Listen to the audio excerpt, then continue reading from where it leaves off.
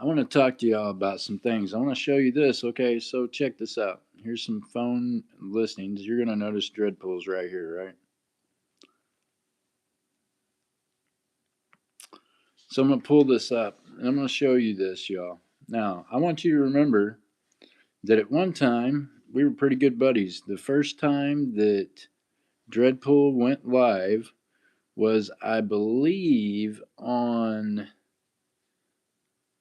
a gentleman that also passed away. I'm not for sure. Or it might have been on. There was one other person he streamed with one time before he went live on my channel with me and Oregon Stacker. Okay? Now, a lot of things happened throughout those years, right? But I want you to notice this number is in my phone, and I talked to this guy. Okay. Now I've seen where we're going to have this remembrance of him. My question is this: why is it whenever I reached out to the man and was talking to him constantly, he mentions that no one in the coin community reached back out to him? You know what I mean? He had accidentally called me this day because normally we text back and forth, and it was really early in the morning.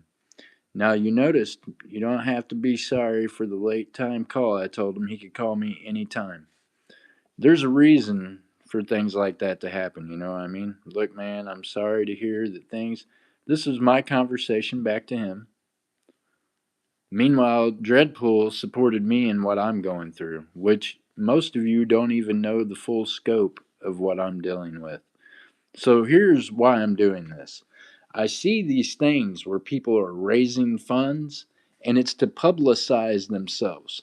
Dreadpool says right in here that, yeah, considering that the people he streamed with didn't even reach out to him anymore. So that means you.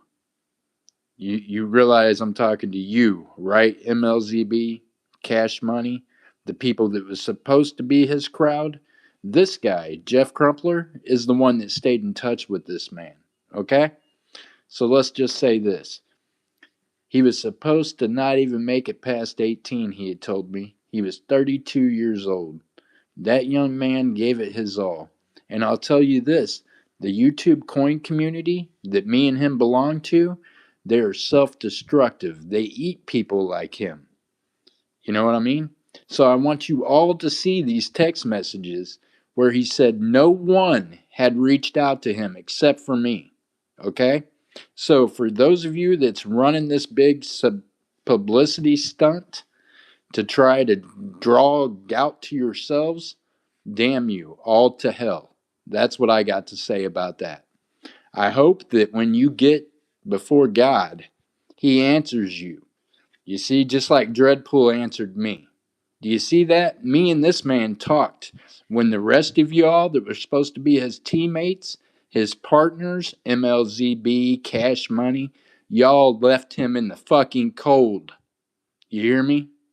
I stayed in touch with this man. So you guys go ahead and do all the publicity stunt shit you want, trying to gain some clout in your poor ass coin community. You see there? Happy Easter is what he sent me last time. See, me and this man, we communicated when the rest of y'all left him for nothing. So, MLZB, Cash Money, do what you want to make yourselves look good. But the fact is, just like he said right here in this text message, he had no one besides his mom and dad. And I was the only person that had reached out to him in a very long time. So, YouTube, do with that what you want. But the reality of it is this: them people are doing that to draw clout to themselves. They left this man when he was most vulnerable, when he needed a fucking friend. So just keep that in mind, YouTube. All right, this is Jeff Crumpler with some real life shit, and we're out.